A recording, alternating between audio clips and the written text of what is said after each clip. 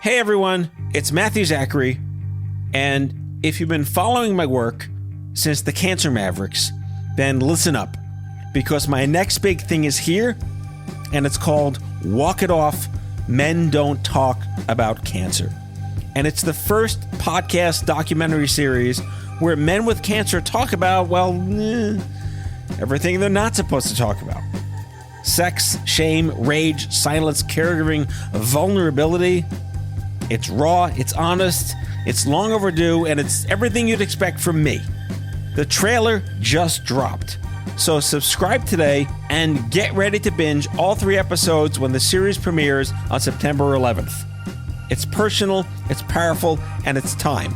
To learn more and to have a listen, visit walkitoffpod.com. That's walkitoffpod.com, or just search for Walk It Off, Men Don't Talk About Cancer wherever you get your podcasts.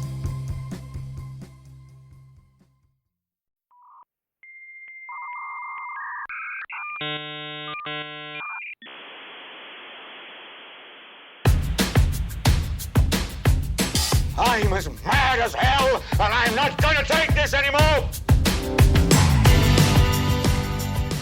Hello, friends. Welcome back to the show. My guest today is Michele Andrews. Michele is a seasoned executive in the life science industry.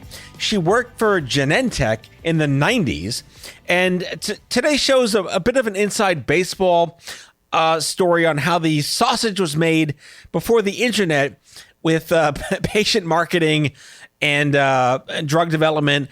And spoiler alert, we're going to learn what the very first pharma TV commercial was. Yes, it has not been 80 years of pharma ads on TV. It's only been about 30, and Michele was there when the first one aired.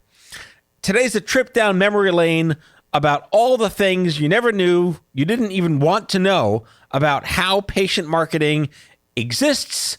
And to throw the whole show upside down, Michele is a recent stage 4 breast cancer survivor who became the customer of the industry she's been working in for so long. And that is a hell of a story to tell. So she's here today to go through all the things, all the feels, all the emotions, and what it's like to be the insider on the outside and then the outsider on the inside. So brace yourself for a great Gen X show, as you would normally expect here on Out of Patience with Michele Andrews. Let's get started.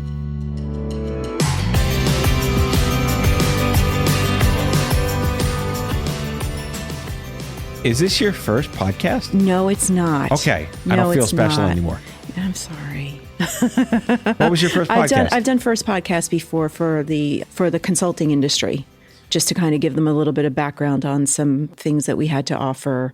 And it was just, it was just a free flow conversation with me and another consulting world person. What's your take on audio? We're both in the same like census box era of radio. What's your take on podcasting? I think there's like the entertainment value, like the people who, like, you're almost like a DJ, to be honest. I feel like you've got like almost like that kind of training. And I feel like that makes it so much more interesting and entertaining, but also easy to consume information. You get the point across and help people get the feeling along with it. So is that what you mean? Yeah, I'm just a snob about it because I've been doing it so long, and I did it in college, and I'm an NPR nerd since like high school. Sure. So I'm all in the art form of it versus the communications. Sure. I think what is said comes last. Yep. How it's said and how it's presented, the zippy wow packaging. Right. I think that's a really important point. I feel like it's just like you're giving a speech and you're trying to relay information. If you're flat and monotone, it's going to be much harder to, really sink your teeth into the material. Right. And we come from healthcare-ish agency backgrounds, and like everything's kind of flat and boring, and you lose the art and the craft of things going through committees. Sure. And then you have your disclaimers on commercials, which are side effects may include everything, including dying right now. Right. It's like, oh, that sounds almost worse than whatever I'm suffering from. Have you worked on those types of campaigns with the terrible TV commercials? I have not. So I worked on mostly print for doctors, but I was in the industry when the first DTC commercial came out. I don't know if you remember it, but it was I believe it was for Allegra. And there was a person windsurfing on a wheat field, or what looked like a wheat field. As one windsurfs. As one does, right? That's fabulous. Wait, the first ever pharma commercial was for... I think it was Allegra. For an allergy medicine? I think it was Allegra, because Allegra used to be prescription. Okay. But it was I remember it well because it was like, talk to your doctor about Allegra. Well, why? So I can windsurf in the middle of a field? Shouldn't my doctor talk to me? I mean, it was just very, very vague. Yeah. It was new territory. So it was like mid-90s. Well, I spelunked your LinkedIn, and you were at Genentech in the late 90s. Yes.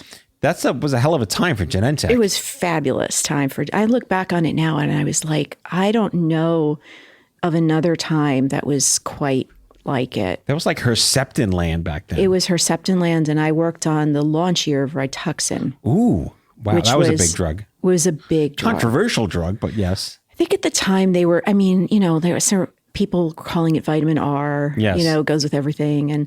But I think the most important thing is there was no drug like that at the time. And I remember doing the forecasting for it. That was like my first job, was doing the forecasting for Rituxan. And I think the expectations were quite low with respect to what it could do and perform. And I kept running the numbers, and I'm like, I'm coming up with something very different. Yeah. And, there's a book on Herceptin, and there are so many stories out there. And well, that's the whole, I would consider Herceptin from the patient perspective being like the die-ins and the sit-ins and what the breast cancer wars had to do to make that happen. Yes. It's a shame what had to happen to make it happen. The thing is, though, and one thing I want to get across is that there's so much hope that went along with creating that. Like, the scientists were so dedicated to this.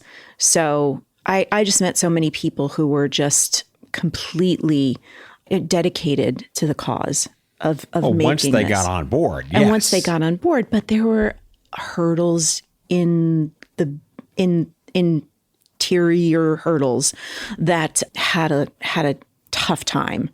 So I think overall, though, it ended up in a good spot, but it just is a good example of like what it takes to get some sort of life-changing therapy in the hands of so many people. Right. And I'm a student of history. My listeners know that. I produced a documentary called The Cancer Mavericks, 50 years of cancer movements in America. And this was one of the chapters, was what has to happen to make something happen. Yeah. And it was regrettable that it needed to happen the way it did. And there's a great documentary called The Breast Cancer Wars. We borrowed from that, and the author contributed to the series. I don't get to talk to a lot of people who were there at the time that remember life before the internet, life before the internet. Yeah. What advocacy really kind of meant back then, which is we don't want to die, was advocacy in the 1990s. There was no survivorship. There was no mental health. There was walk it off, which is what I was told. Get over it. You're done. Go home. Right. And to work in the advertising industry at the dawn of pre-pharma marketing, as much as we can have all sorts of fun disdain for wheat field and windsurfing and whatever, and the inanity of what has become of TV commercials, that was really the inception. Right. It was. And I do really believe that there was a strong patient advocacy feeling, generally speaking, but the pharma machine moves slowly. It's like a ship on the open water, and you say, oh, you got to turn around real fast. And the captain says, what do you mean real fast? We don't do real fast. We're a ship. Right. So I think there are some things that, seeing it from the inside and being on the inside, it like, oh, okay, I understand that process. How did you get to Genentech in the 90s? So I went to Columbia. I did my master's in public health, and I thought I was going to go be a policy wonk in DC. And I got snapped up by a company at that time. It was called Astra Merck. It was a Merck company.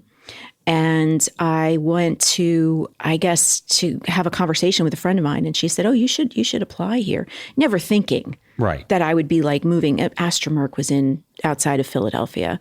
Never thinking that I would be on the left coast, at any particular time. Where'd you grow up? I grew up in New Jersey. Okay. So this is like my stomping grounds, the Northeast. And so going out to California was like a big deal. So I took me and my very ordinary orange cat at the time, and I drugged him, and we moved cross country.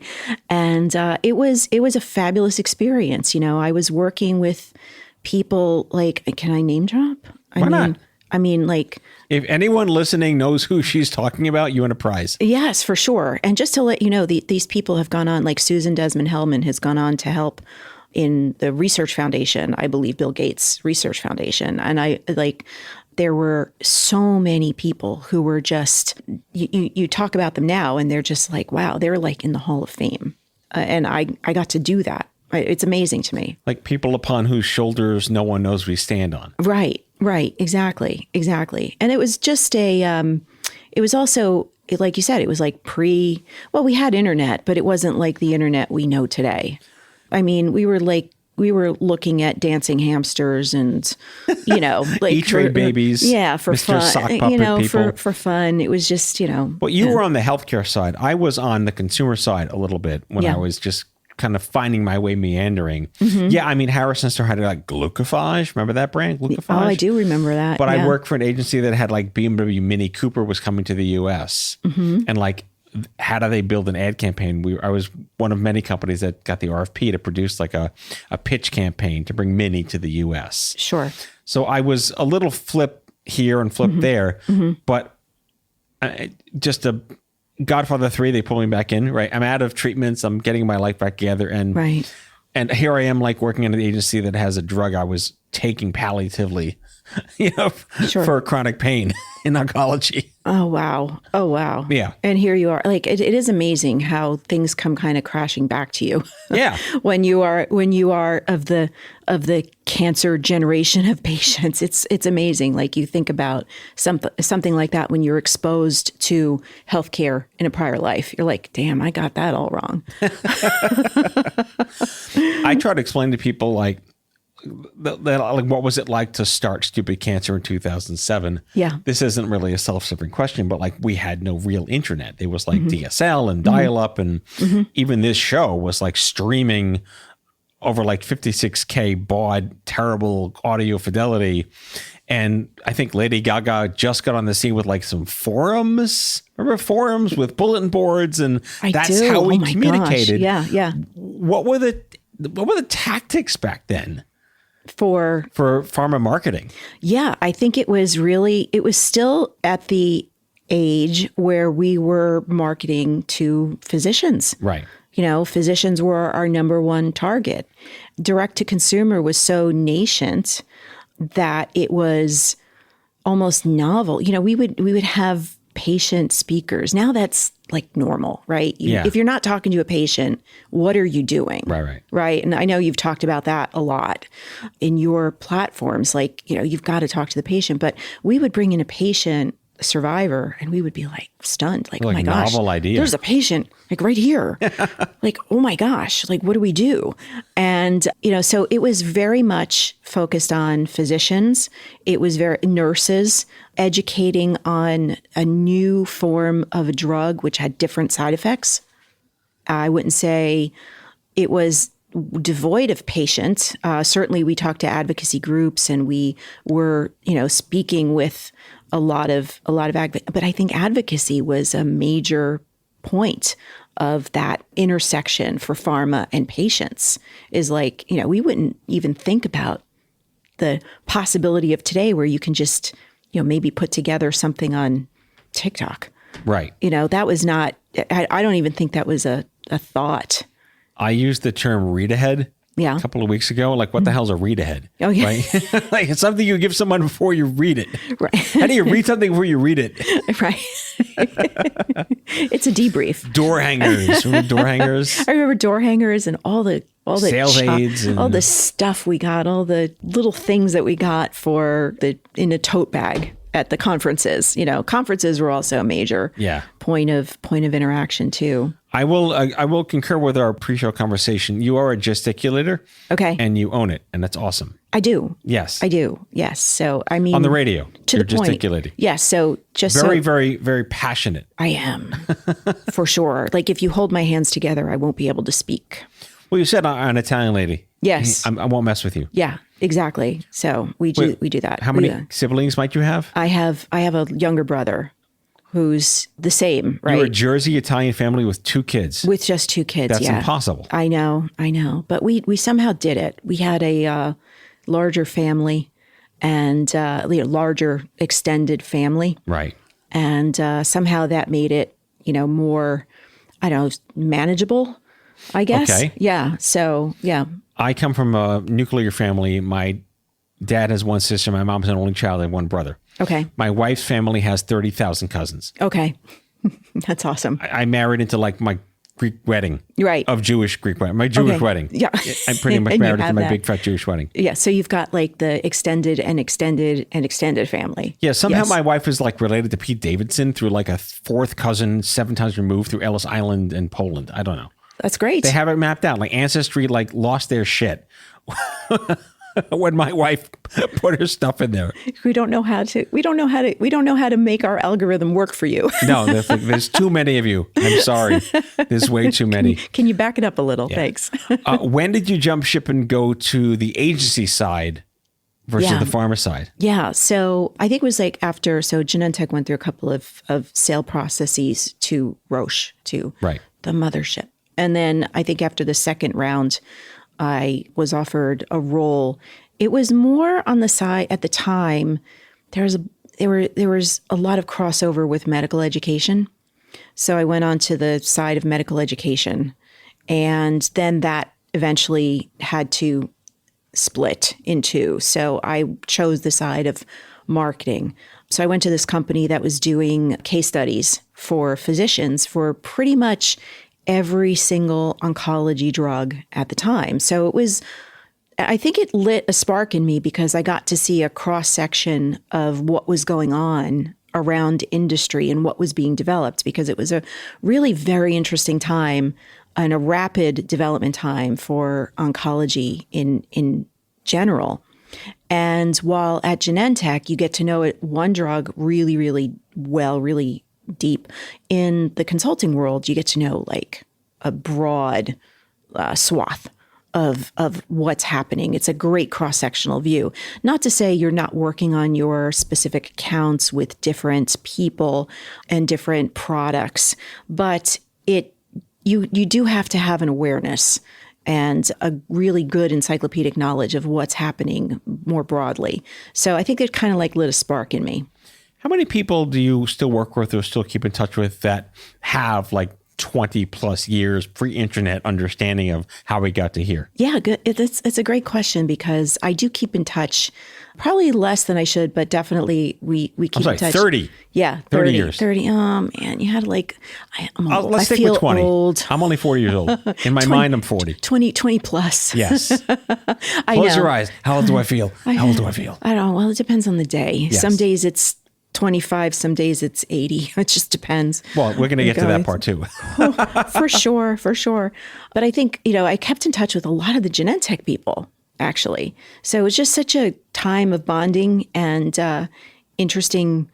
Our individual tasks kind of overlapped quite a bit. So I do have a lot of connections still with the Genentechers, with Uncle Gene. All of us said Uncle Gene. Is that what you called it? Uncle Gene? One of them. One of the nicknames. Yeah, yes. I mean, take pharma bias and all of that. You had a team. Mm-hmm. I had a team, and I still keep in touch with some people from that time. Yeah. And there's just some weird nostalgia to it. Sure. Now, when you get together with those people, are you just like, do you remember when? Do you have those conversations? This will be an inside baseball, but like Life Before the Sunshine Act. Okay. Was very different in the patient space. Yeah. And I didn't know that it could be any different until they passed that regulation, which listeners can look up. Maybe we'll put a link in the bio for the fun people that want to waste their time learning about the Sunshine Act. But back then you talked about like they never met a patient. I was one of those patients that these companies, who's this kid with brain cancer on this medicine that he's doing these things? Sure. And they had something back then called the inspiration budget. Oh. Patient inspiration budget. And that's how they were able to cobble out a budget to pay people to go and talk. They don't do that anymore. Now everything is fair market value. Sure. But back then, you triggered me. I was that kid that showed up like a specimen in a zoo. To be examined. Right. Yes. Right. And now, did you get these questions so from my perspective, I would feel like completely dorky talking to a patient. Well, not completely dorky, because I do have a background. When I was in grad school, I worked at Sloan Kettering for a little while. So I had that patient interaction. So I didn't feel like completely green when I went to talk to a patient. Yeah. But I still felt like super uncomfortable. Like, am I going to say something that's going to make this person upset? Or I don't want to put a bad question out there and have them be like, oh, silly child. What do you know? Yeah. Right. That would be like, but you look great. Right. And on you that don't note, look like a cancer patient. Well, yeah. But on that note, we are foreboding here. Right. We're going to take a quick break and come back and talk about how you became a customer of your own industry. Okay. Yes. That sounds about right. Okay. Yes. We'll be right back.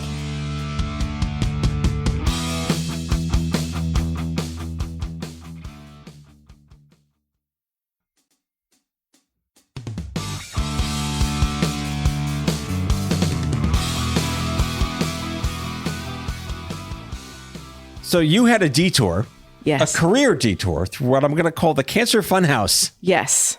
Let's talk about the Cancer Funhouse. Oh, that's a great analogy. It is. Yeah. Normally I had like the shit happens store Right. or the fuck me what's going on universe, but I'll just say the Cancer Funhouse. Yes.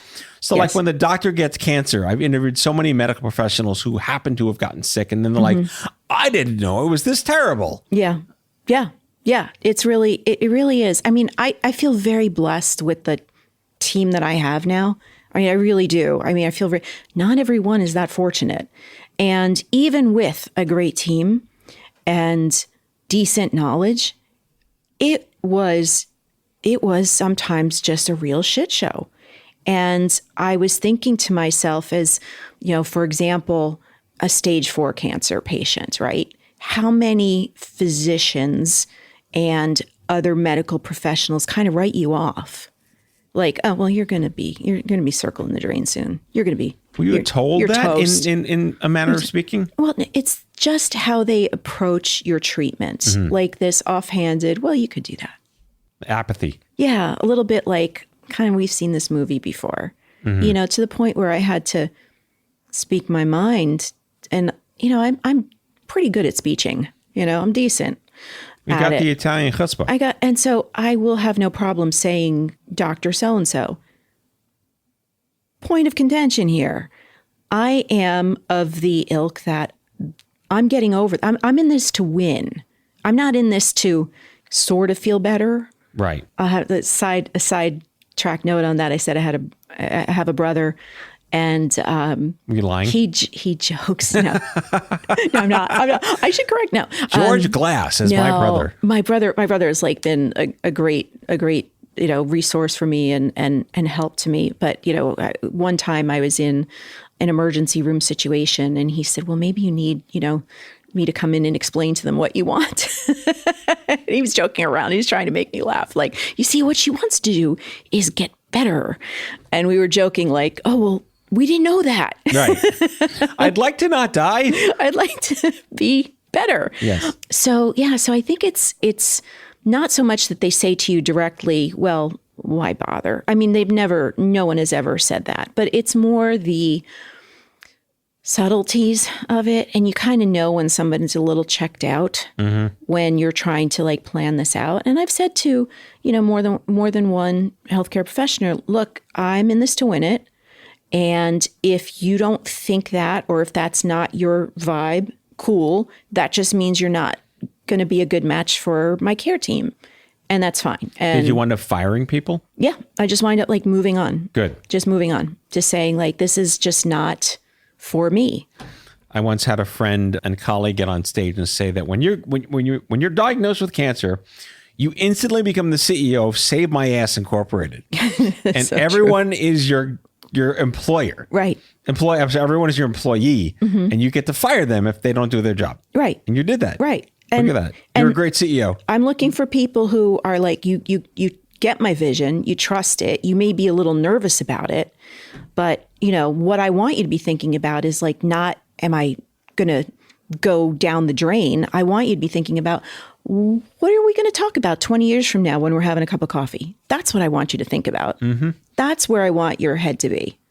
If the first question out of your oncologist's mouth isn't, what are the most important things to you besides not dying? Yeah. You probably got the wrong person. You definitely have the wrong person. And I would say to anybody, really it's important that you vibe, it feels like a very 2025 word, vibe. You vibe with your oncologist. You vibe with your medical team. You've got to have somebody there who gets you and appreciates you. And this is an, be your authentic self so you can find that. So the question I've been waiting to ask you, and I hope you have an answer that surprises me, because I kind of know what the answer is already. Yeah. What was it like to be on the receiving end of patient marketing? So, it pissed me off. Okay, that's the right answer. It pissed me off. I remember getting like no wheat fields? No wheat fields, but I got this like very serious pill sorter. And if I get one more effing journal, cancer journal. Is it pink? I swear, purple. Oh, okay. So that was the last one, purple. All right. I swear I'm going to scream because I don't want to journal about this shit. Why would I want to journal? Oh, write down these questions you want to ask your doctor. It's like, I don't find that valuable. I don't find that useful. And I know that somebody went through great pains to think through what this means to a patient. And they probably had some kind of patient focus group or other types of inputs where people said, yeah, this is fabulous. But it's not, when you come down to it, I always say this to other cancer patients I'm talking to, it's, really real moments. It's just you in your head. It doesn't matter how great a support group you have or how great your organizational skills have when it comes to like figuring out your pills. And if you're anything like me, there are days when you're like looking at your pills going, did I take that? I don't know if I took that. But it doesn't matter how organized you are, how great a support group you are, how great a network you have, or even how great of a knowledge of the cancer nation you have. Mm-hmm. It is you in your head and you saying, this is not going to take me down and this is not going to preoccupy my life. This is not going to be the only thing. And when you have something like a planner in front of you, it's like another reminder. It's like, oh, I can't forget it. I can't forget it for a second. And I guess it's 6 of one, half a dozen of the other too, right? Some people it's work, some people it doesn't. Right. And I mean, I've heard, this goes back to like the original planner of all time was the Livestrong binder. Right. I don't even think you can Google the Livestrong binder. Anyone listening that remembers the Livestrong binder, it was, first of all, Nike was Livestrong's ad agency, clearly well branded, beautiful, yellow, black, well done, photography, style guides, all the stuff. The Livestrong binder was just as equally thought out, and they had like a user experience strategy and a brand design. That made sense because nothing existed back then ever before except like taking notes on a memo pad with a number 2 pencil or a Bic pen. Sure.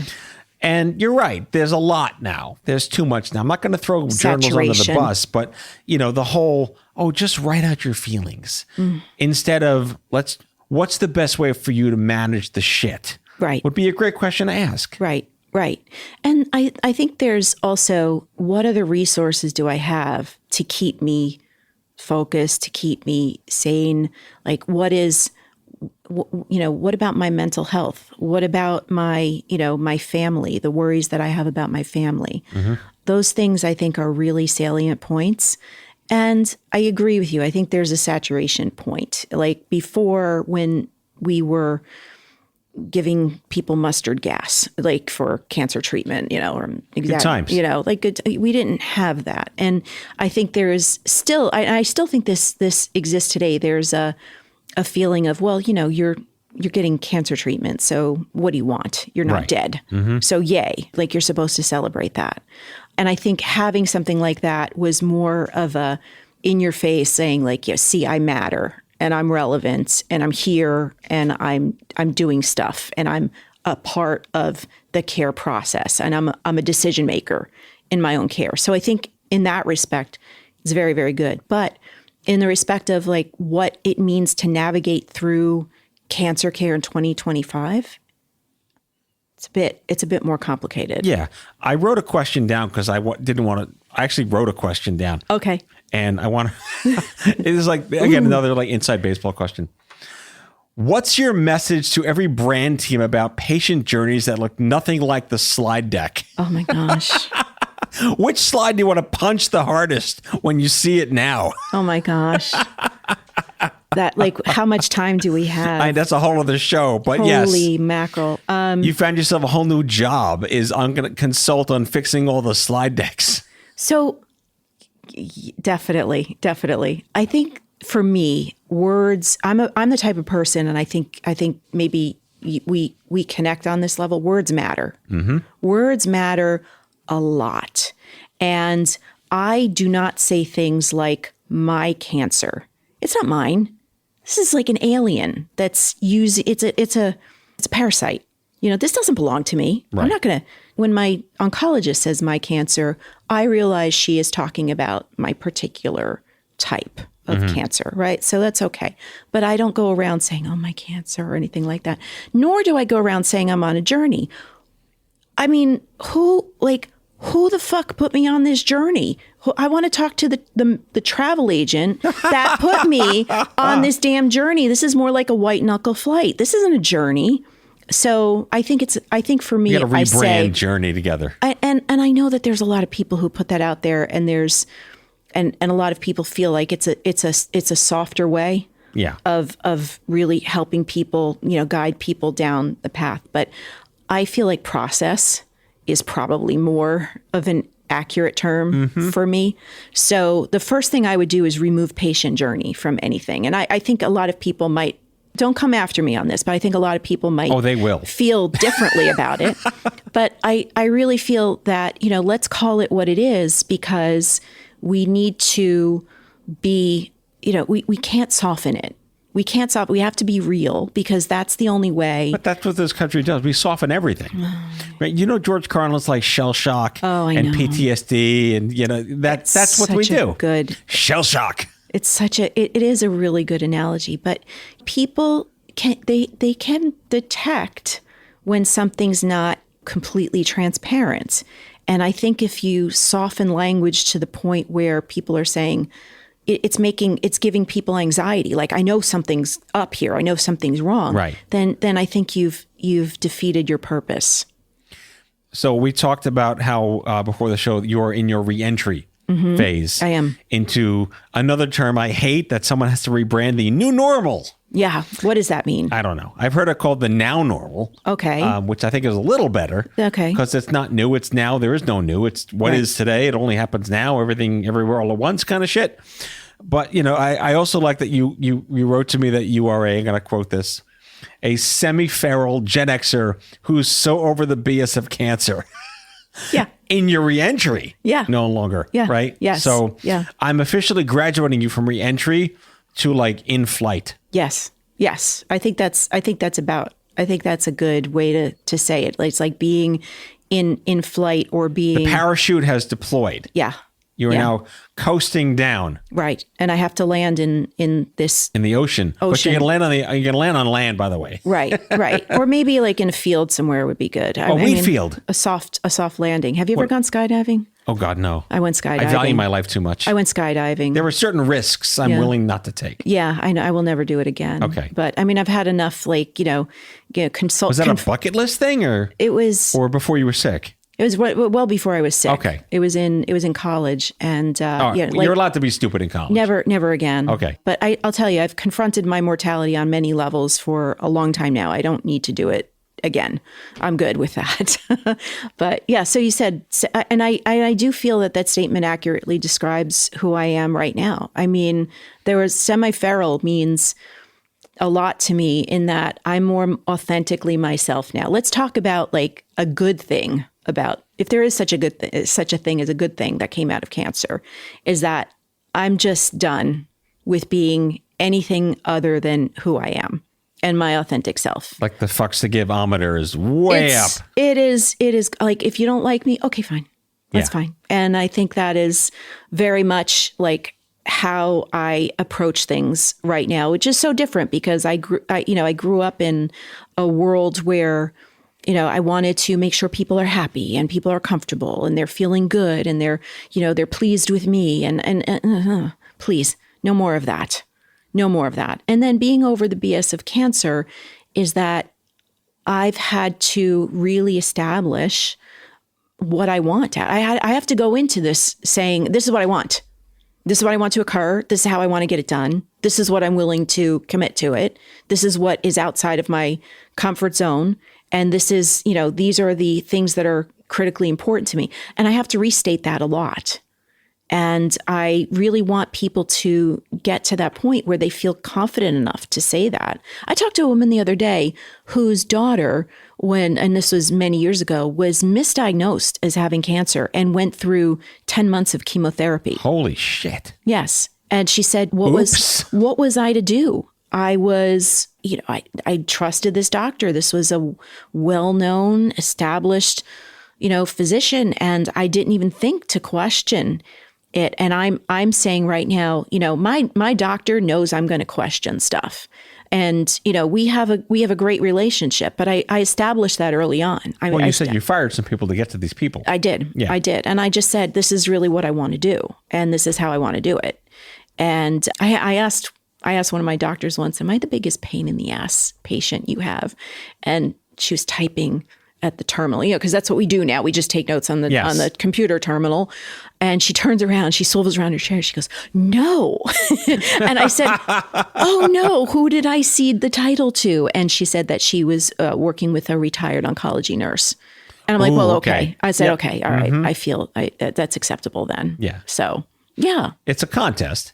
Yes. So that person wins. So that person, I'll let them win. Have you had a moment, I'll say it this way, have you had a slide deck moment where you were working in breast cancer healthcare, you became a breast cancer patient, a breast cancer survivor, you still have connections to the people that make the slide decks.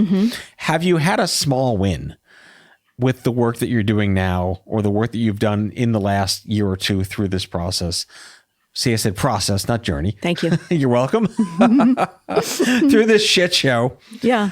Where you've seen someone say, oh, let's say it this way from now on. Right. Has that happened yet? I think it has happened probably in more of a clinical setting than a professional setting. Surprisingly, in the professional setting, there's a reluctance to change anything. Right. Right. We can't change. The business cards are printed. Right. Exactly. And I think that in the clinical setting, when you're working with the right team, they're like, yeah, that's fine. You want to call it your favorite purple medication. We'll call it your favorite purple medication. That's fine. But in the professional setting, I do remember having conversations with people saying the cancer patient here thinks that this. And I'm like, well, that's nice, dear. Yeah. Good for you. Okay. Get her a cookie. So anyway, I mean, there's been that type of reluctance to, not all the time, but it has happened before. And I feel like, well, I'm not going to push back to the whole, semi-feral thing. I'm not going to push myself on it. You don't want to hear it. I'm not going to waste my breath on it. Right.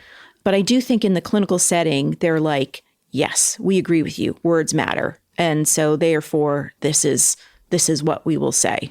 All right, final question before the AI round. Okay. This is a cat poster question. Okay. What would you say to yourself that you wish you knew the day you were diagnosed or in the first 2 or 3 weeks that you would have liked to have been told? Trust your instincts. Trust your instincts. If you don't like something, leave. Don't worry about what other people think, or, don't worry about being rude. If you don't like it, vamoose. Life is too short for you to even cool your heels in a waiting room if you don't like it. If you don't like it, leave. Good answer. All right. I do an AI round in every show. Okay. And I feed ChatGPT as much information about you as I can cluster together. Okay. Along with my own narrative about what I think and what I want to talk about. And I asked it one question. I said, if you were a Netflix series, what amalgam of characters would play you? Okay. Whoa. Based on pop culture. Ooh. So you are Veronica Sawyer from Heathers. Okay. Still perfect, dark humor, sharper than thou comebacks, tries to fix a toxic ecosystem from the inside while burning it down.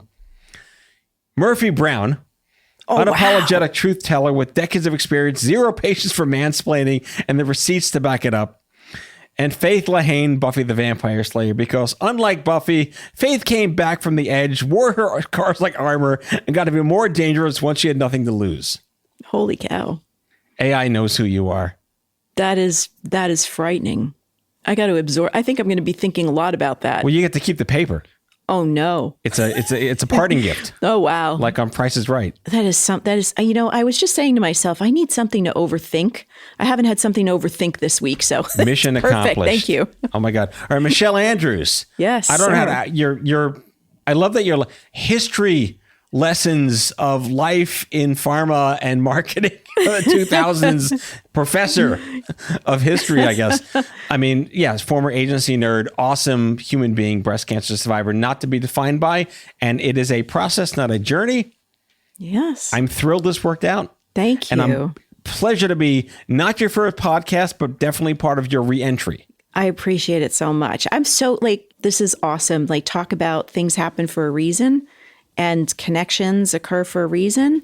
You think about another positive thing about cancer, we wouldn't have met. How do you like that? You're welcome. Thank you. All right, friends. See you next time. Take care. Bye-bye.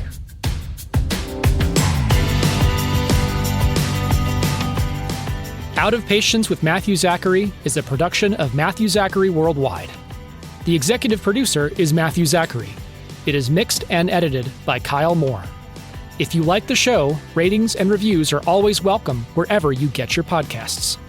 If you have guest suggestions or would like to learn more about sponsorship opportunities, email podcast@matthewzachary.com. For more information about Matthew Zachary and Matthew Zachary Worldwide, visit matthewzachary.com.